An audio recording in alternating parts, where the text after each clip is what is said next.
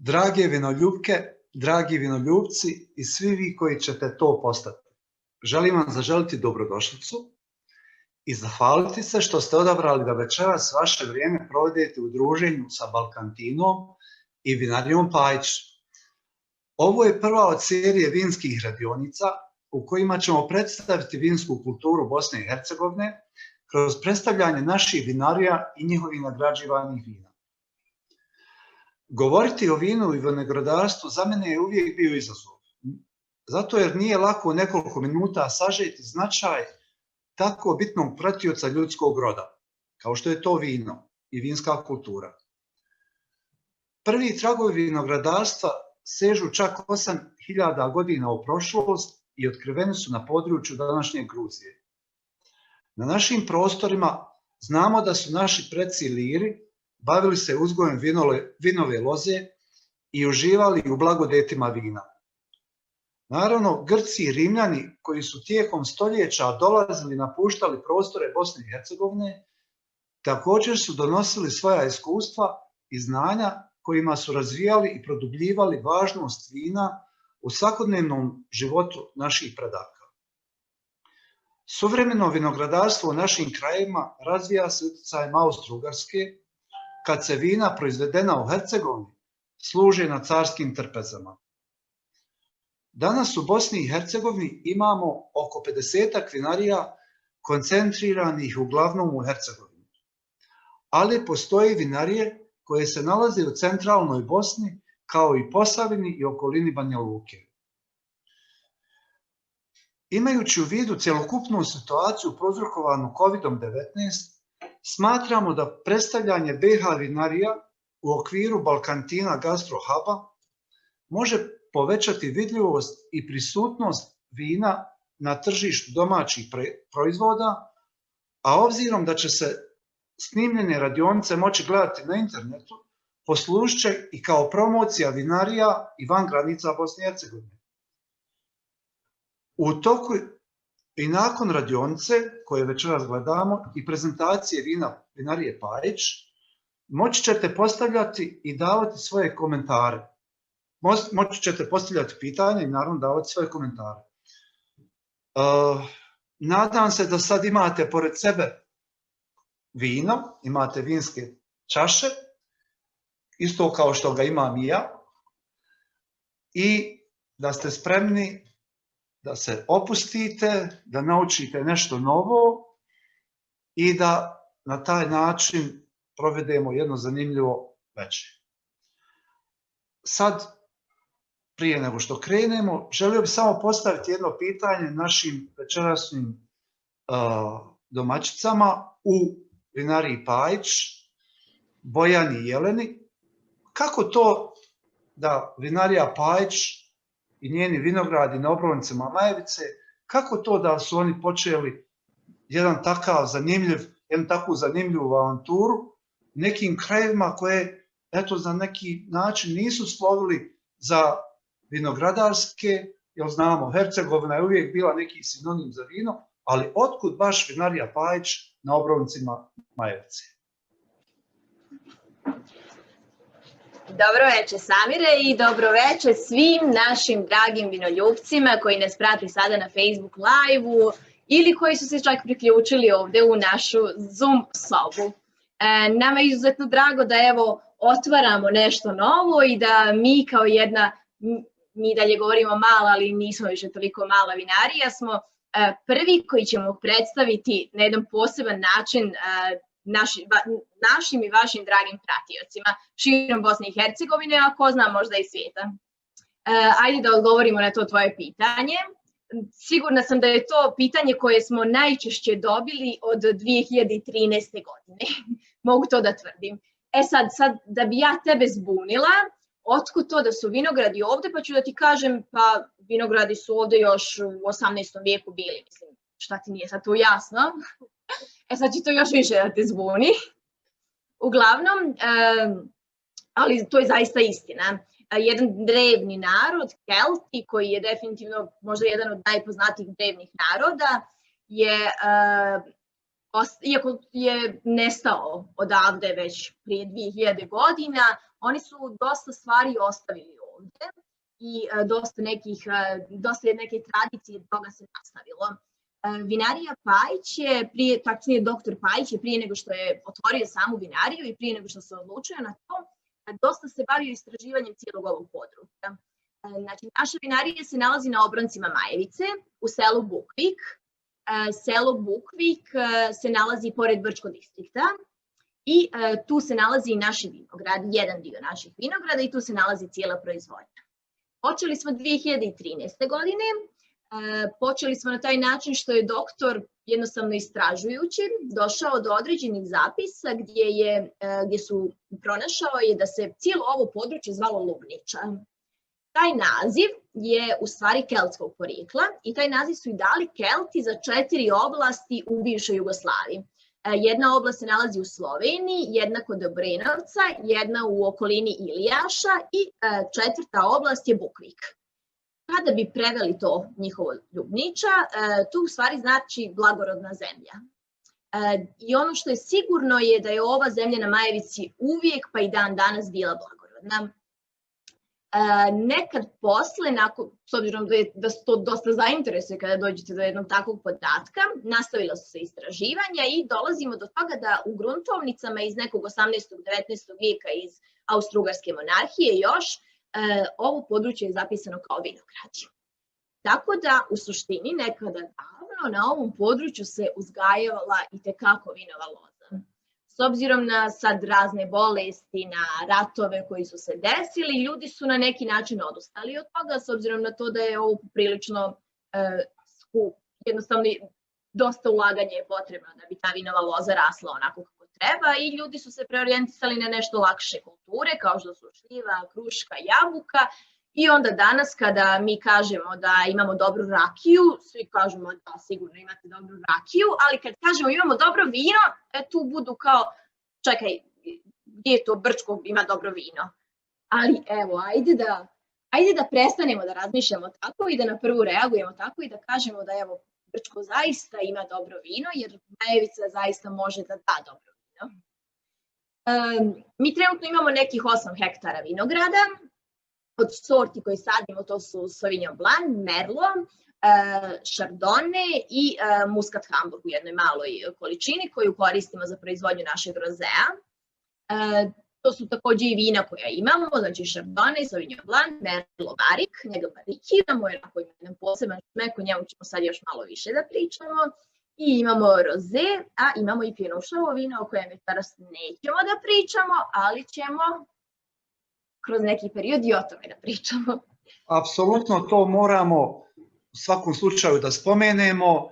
Taj jedan od prvih BH pjenušaca koji je zaista jedan vrhunski proizvod i evo, jedva čekam i tu priliku da ga predstavimo našoj javnosti na ovaj način i da kažemo nešto više o njemu, jer je to zaista jedno vino koje zaslužuje pažnju. Moment, znači to je taj njegov naziv i zaista jedva čekam da se družimo uz čašicu Momenta. I mi isto. Uglavnom, da ponovimo, da sumiramo, 2013. sadimo prve vinograde, 2016. imamo određeni dio roda koji koristimo za naša prva vina i tada imamo prvu berbu. 2019. godine smo otvorili našu degustacionu salu i zatim 2020. ove naše lude godine mi otvaramo i kuhinju i pravimo jednu zaokruženu priču u kojoj možemo da ponudimo i usparivanje hrane i vina i na taj način jednostavno stvorimo neki kompletan doživljaj u našoj vinariji. Definitivno smatram da smo već, ali ajde da kažem da smo blizu toga da jedan potpuno novi turistički doživljaj predstavimo kako našim lokalnom stanovništvu, tako i onim putnicima koji namjerno dolaze, koji su vinoljupci, a s druge strane i onim slučajnim koji će skrenuti i doći do nas da vide šta mi to nudimo.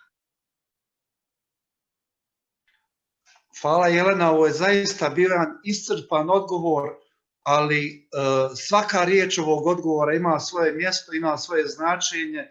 Jako je dobro da se podsjetimo, to je negdje u našim genima, znamo mi to da kroz krv naših predaka prolazilo je vino i sa obronaka Majevice, iz krša Hercegovine, i iz Bosne, iz srca Bosne, i u Sarajevu čak postoje neki pokušaj da se podignu vinogradi i da se napravi vino od grožđa iz Sarajeva, ali nije to bez veze, nije to slučajno, to je nama ovdje već dugo godina u krvi, u navikama, i evo, sad nam je stvarno u interesu, u cilju da to malo aktualiziramo i da počnemo ponovo pričati i da budemo ponosni na naša BiH vina.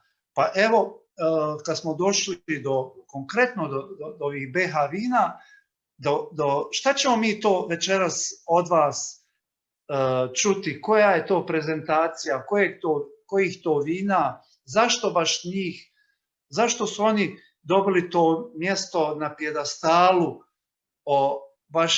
vaše vinske ponude, pa evo, recite nam o čemu se radi večeras. Evo, večeras smo odlučili da vam predstavimo prvo će to biti dobijeno od izbejne sorte grožđe, koja je vrlo uspješno uzgaja ovdje u našem. Samo ću te zamoliti da se približiš više nekako mikrofonu ili malo glasnije da pričaš, jer nakon koliko se ja derem i glasno pričam, molim, možda ti gledaš malo tiše, čuje se malo slabije, pa hajde slobodno pusti malo jače jednom reci. Evo, probat ću da pričam malo glasnije, ne znam da li me sada bolje čujete. Predstavit ćemo večeras jedno od naših vina, koji je Merlot, i to barikirani Merlot.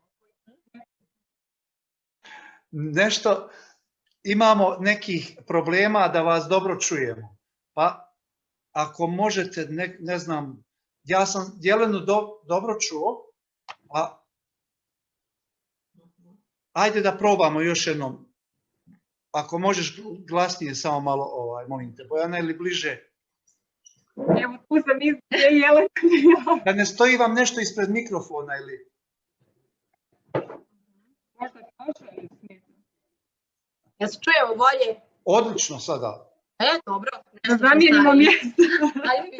Odlično, savršeno sada. Molim te, nastavi.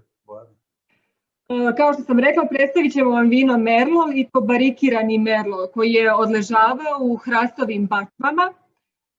To su barik burad napravljena od hrasta kitnjaka, zapremine 225 litara, čija je unutrašnjost nagorela, takozvano tostira, to se kaže tostiranje. Znači, tostiranje može biti od 1 mm pa do 8, od laganog do teškog nagorevanja. To sve doprinosi kompleksnosti našem Merlotu, do poprima arome hrasta, vanile, kokosa, tosta, kafe. Ja ne znam koje sada vi vino pijete, ali evo, dakle, možete da pomirišete. Merlot vinarije Pajić. Prvo što uradimo, dakle, zavrtimo lagano čašu kako bi se oslobodile zarobljene arome. Možete to na stolu ili, dakle, u ruci. Nakon toga pomirišemo. Osjeti se miris, dakle, kao što sam rekla, hrastovine, kokosa, tosta, kafe, šumsko voće. Na ukusu, kada probate vino, osjeti se crveno voće, lagani tanini, tamna čokolada, marmelada od šljive. Ta gorčina od tanina, dakle, osjetite na kraju jezika. Vino mora biti pitko. Ti tanini su, kada je vino mlado, oni su opori, skupljaju usta, ali vremenom oni omekšavaju i vino postaje prijatno na ukus. Kada je temperatura serviranja u pitanju, onda se serviraju od 16 do 18 stepeni, jer upravo na toj temperaturi najbolje se može osjetiti ukus i miris vina, dakle punoća ukusa, nivo tanina, kiselost.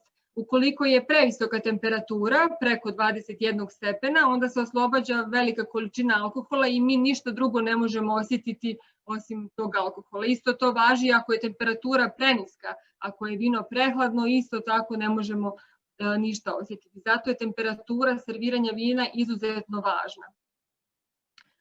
Kada je hrana u pitanju, kombinovanje hrane i vina, hrana i vino imaju sposobnost da izvuku najbolje jedno iz drugog. Tako da upravo ti tanini o kojima sam govorila, ima ih mnogo više u crvenom vinu nego kod bijelih i oni su istovremeno i konzervansi, oni čuvaju vino i zato vino crveno može dosta duže da odležava i da sazrijeva, dakle dosta duže da se čuva. I upravo ti tanini, kada se kombinuje sa nekom hranom, oni mogu da izazivaju povećanu gorčinu.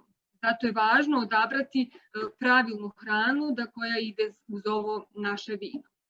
Kada su sirevi u pitanju, ne idu preslani sirevi, jer slani so u kombinaciji sa taninima povećava gorčinu. Idu dakle neki manje slani sirevi, zreli i masni, jer je mast ta koja omekšava tanine. Može da bude ovčji sir, zreli parmezan je također dobra kombinacija i upravo ta aromatična, dakle taj ukus vina oplemenjuje crvena vina i doprinosi da aroma bude izraženija i raskošnija. Evo, htjela sam da kažem da vino čašu uvek držimo za stopicu ili nogicu. Razlog za to je što kada držimo za tijelo čaše, grijemo vino, kao što sam rekla, temperatura je izuzetno važna. Zaklanjamo, ne vidimo šta pijemo, ostavljamo otiske prstiju i još jedan od razloga zašto se vino drži za stopicu, kada nazdravljamo, to je još, evo sljedeći put, kada nazdravljamo čujemo zvuk. Na taj način zadovoljavamo i čulo sluha. A kada držite za tijelo čašu i kada se kuca, dakle nema nikakvog zvuka. S obzirom da su nam sva čula zadovoljena, možemo da vidimo vino, možemo da osjetimo miris, evo Jelena tu upravo demonstrira, i ukus također, ali da bi zadovoljili sva naša čula, dakle to je još jedan od razloga zašto nazdravljamo i držimo čašu za stopicu. Ja moram da primijetim jednu stvar, a to je da meni vino nekako sad više prija nakon nekog vremena kad sam otvorio bocu.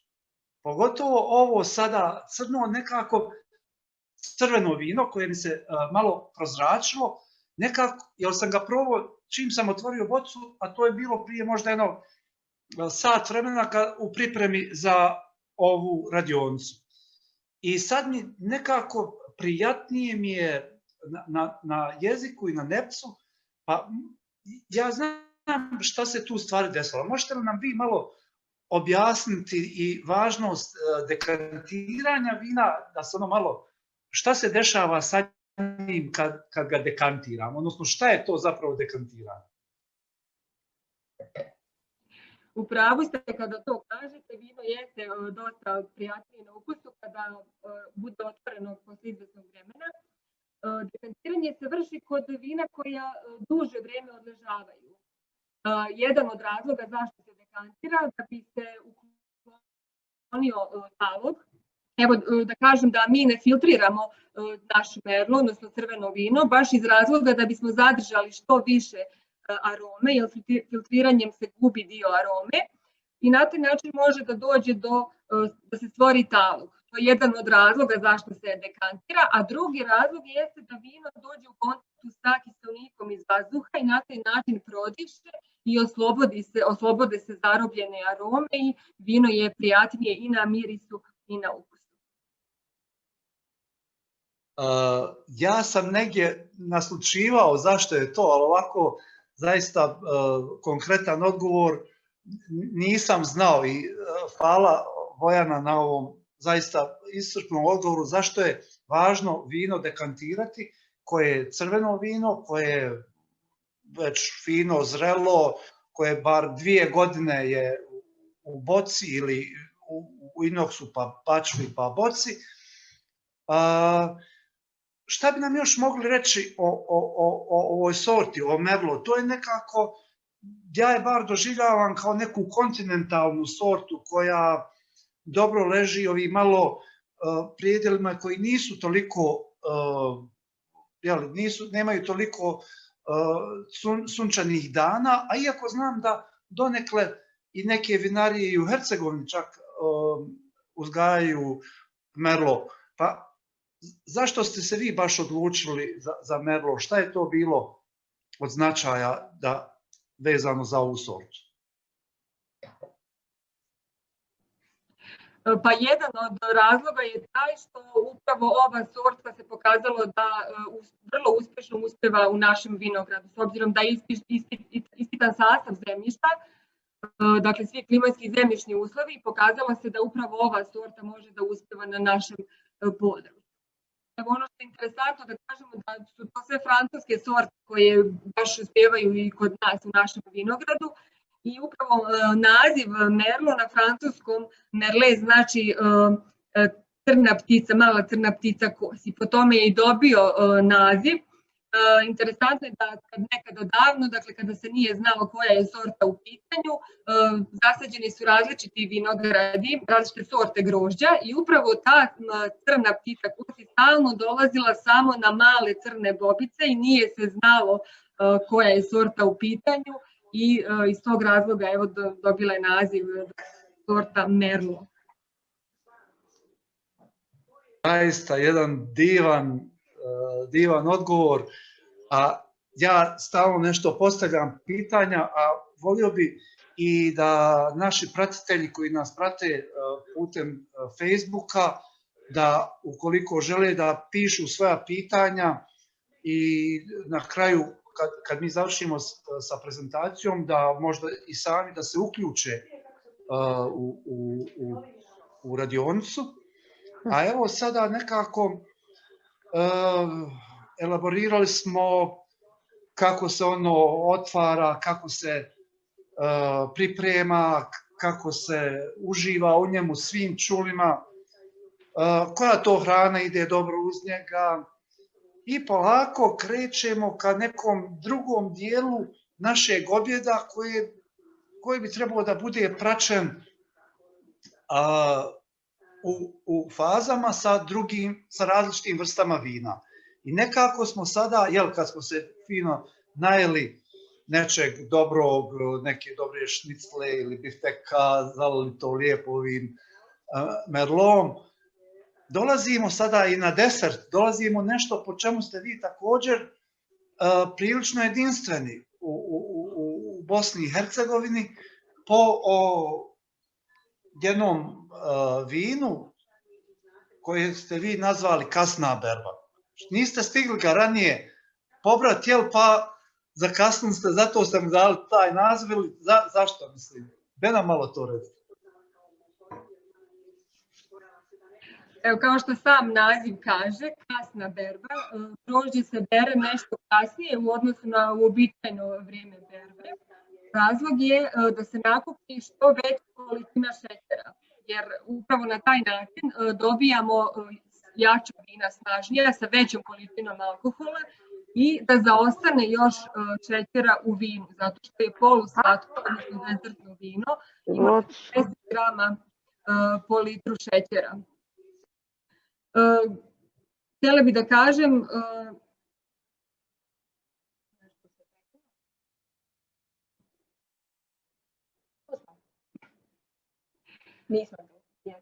jel nas čujete? Da, čujemo, samo nastavite. Male tehničke poteškoće. Proces proizvodnje je identičan kao i kod ostalih bijelih vina, dakle prati se fermentacija na nešto nižoj temperaturi od 15 do 17 stepeni u odnosu na crvena vina, dakle fermentiše samo šira, odnosno tečni dio, i onog momenta kada želimo da prekinemo fermentaciju, spuštamo temperaturu, odnosno kada dostigne određenu količinu alkohola koju želimo i količinu šećera. Snižavamo temperaturu ispod 15 stepeni jer na toj temperaturi kvasci više ne mogu da rade, dakle ne prestaje fermentacija. Evo da nastavimo da pričamo dalje o kasnoj berbi. Dobijena je od sorte Sauvignon Blanc, dakle to nisam spomenula.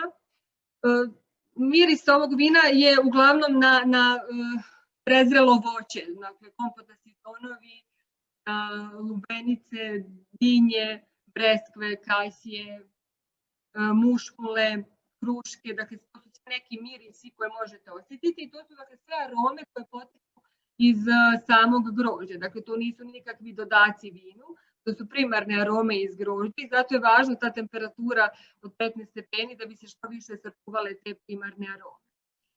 Rijedak ukus ovog vina, koji nas asocira na prezrelo voće i kremasta struktura sa dosta slasti je krajnji pravi užitak. Temperatura serviranja je od 10 do 12 stepeni, dakle niža nešto u odnosu na crvena vina. I lijepo se slaže kada je hrana u pitanju sa voćnim dezertima. To je iz razloga što vino desertno uvijek treba da bude slađe od desera. Kada bi desert bio slađi, onda bi vam vino nakon toga bilo kiselo na ukus. I tu slatkoću možete da osjetite na vrhu jezika. Da, baš ste me sada podsjetili na to zašto treba piti poluslatka, polusuha vina uz deserte, jer sad sam razumio da ne bi ih u stvari ni osjetio ukoliko su ona suha ili ta vina u stvari bila bi mi kisela, uz neki slatki desert i završetak jela. Ono što meni sad nekako tako dobro prija, ono je baš nekako i gusto i puno i ne osjećam tu neku slatkoću i ne odbija me. Jer često mi kad vidimo ono da, bar mi neki koji se malo iole bolje razumijemo u vino, kad vidimo to polusuho, poluslatko vino, sve mislimo ma nije to nešto čemu se trebalo posvetiti, ali evo sad smo naučili gdje je mjesto ovakvih vina i zašto ona imaju svoje mjesto na stolu. A ja sada imam, kod sebe vidite, imam dvije čaše. Imam ovu, neku standardnu vinsku čašu i ovu malo užu, isto moglo bi nazvati vinska čaša. Ali šta se preporučuje kod konzumacije recimo bijelih i crvenih vina i recimo ovih poluslatkih? Ima li tu nekih preporuka da nam date u smislu čaša recimo?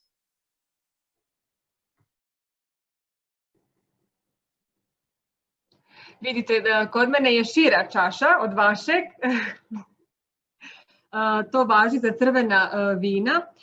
Upravo iz razloga služe se u čašama sa širim tijelom da bismo što lakše osjetili ili bolje osjetili buke takozvani ili tercijarnu aromu. To se odnosi na vina koja su duže odležavala kao što je crveno vino Merlot. Dok kod bijelih vina čaša može da bude uža iz razloga da bi se što duže zadržala temperatura, dakle da se ne ugrije vino. Dakle, uže čaše kada su bijela vina u pitanju, a kada su crvena šire.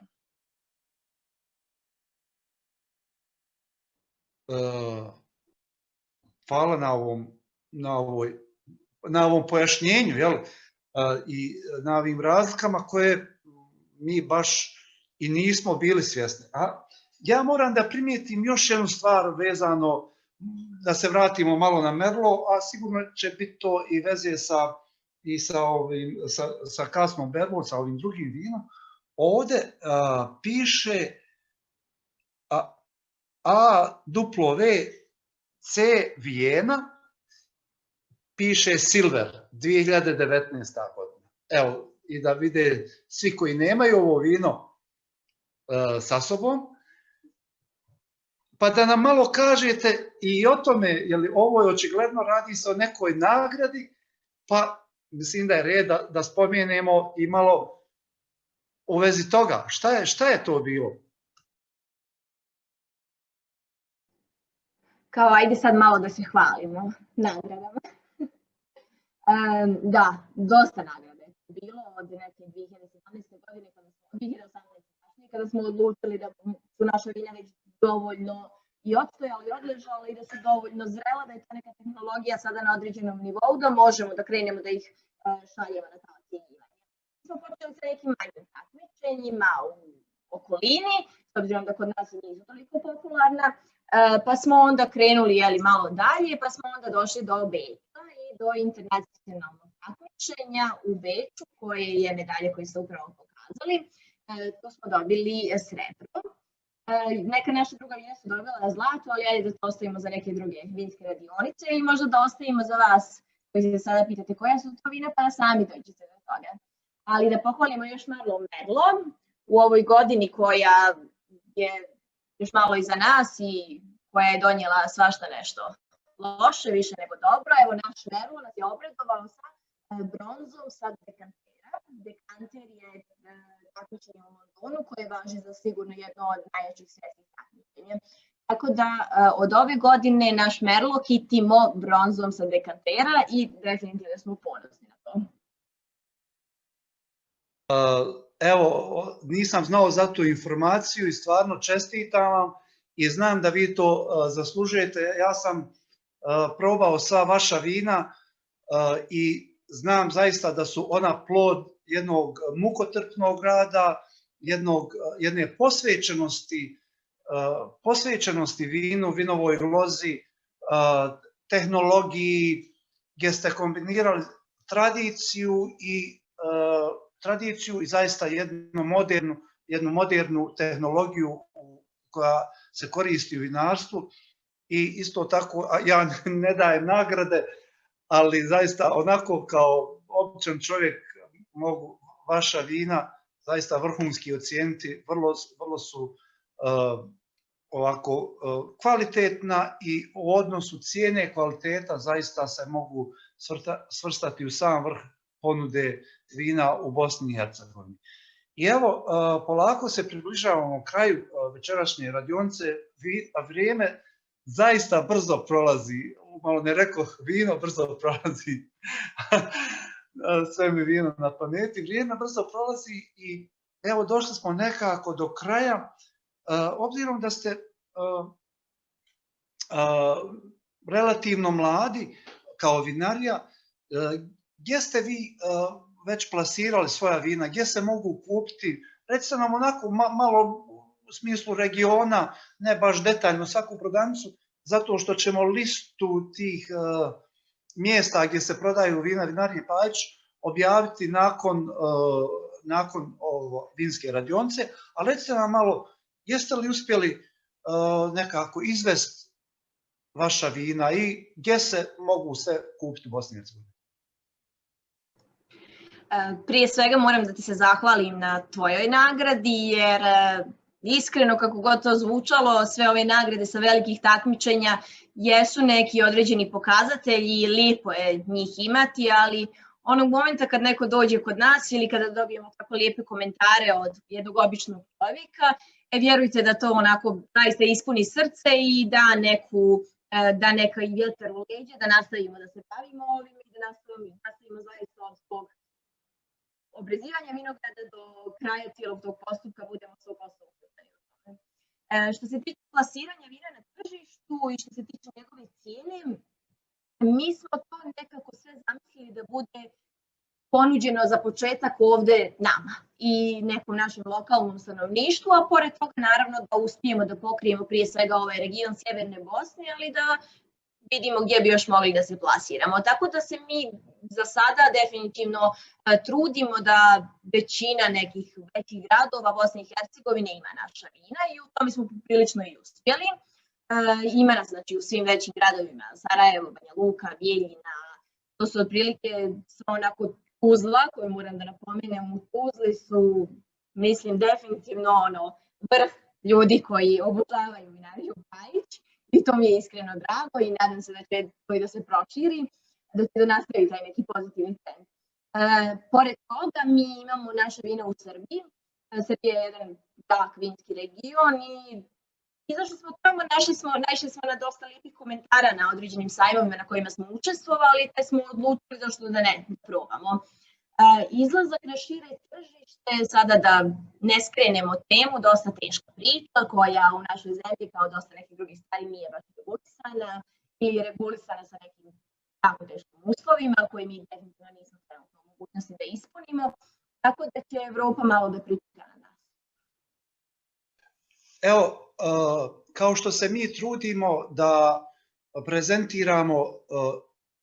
prezentiramo sve vinarije u Bosni i Hercegovini, jedan od naših projekata će da bude i druga vrsta pomoći vinarijama, koliko god mi to budemo mogli, a to je upravo da olakšamo i pristup tržištima i drugim, ne samo regionalnim, nego i evropskim i drugim tržištima, prvenstveno vodeći se iskustvima nekih vinarija u Bosni i Hercegovini koji su već utrle taj put, a naravno i same ove vinske radionice će na neki način doprinijeti tome, koliko toliko, ali doprinijeće da se govori, da ljudi bilo gdje na svijetu mogu jednim klikom doći do vas, a naravno Balkantinin Gastro Hub će i na druge načine doprinositi da se razvija vinska kultura, da se priča o tome, da ljudi što više degustiraju vina i da, evo, na svaki mogući način pridonesemo tome da se vina više konzumiraju, da se odgovorno konzumiraju i naravno da svi uživamo u njima. Sad ne znam, sad bi ja se javio režiji da pitam da li imamo nekih pitanja, imamo li komentara, da li neko želi u program, obzirom da smo već došli pred kraj termina predviđenog za večerašnju vinsku radionicu. Evo režija, nemamo pitanja, mislim da smo svima dali već savršene odgovore koje su imali vjerovatno na umu, tako da možemo da nastavimo. Hvala. Ja još imam jedan komentar od gospođe Sonje Zlošilo iz Dubrovnika, koja nas pozdravlja uz čašu vina Dingač. Pa evo, ako nas čuje, želim joj se zahvaliti, pozdraviti sa sjajnim vinom Kasna berba vinarije Pajić. I imamo još gospodina Đorđa Stanišića, komentar, jedan jako lijepi komentar, vinarija Pajić, ljubav na prvu čašu. Mislim da se to desilo i kod mene.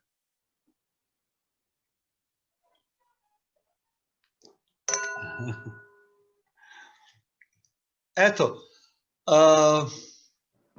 ne znam da li još neku završnu riječ da kažemo, osim da se zahvalimo našim večerašnjim prezentatoricama Jeleni i Bojani ispred vinarije Pajić, da se zahvalimo svima u vinariji Pajić što svojim radom, svojim zalaganjem, svojim znanjem, iskustvom su učinili jako puno da dobijemo, da do nas dođe ovaj preukusan proizvod i želim vas sviju pozdraviti i pozivam vas u Balkantinu sviju da dođete, tu su vinarije Pajić, ali i u svakom slučaju da dođete i tako da razgovaramo i da pričamo o vinima, a Bojani i Jeleni želim se još jednom zahvaliti, nadam da ćemo se uskoro što prije vidjeti i uživo.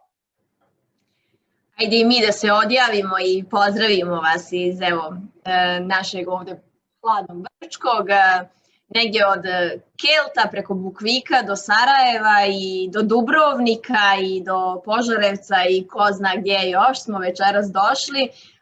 Drago nam je i nadamo se da će ove radionice da postanu onako jedna lijepa stvar koja će da rade ove karantinske dane.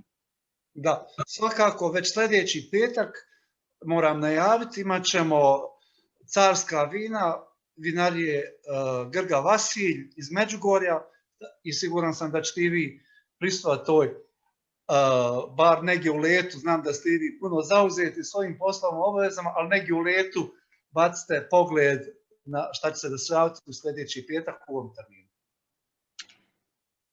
Za kraj živjeli. Živjeli.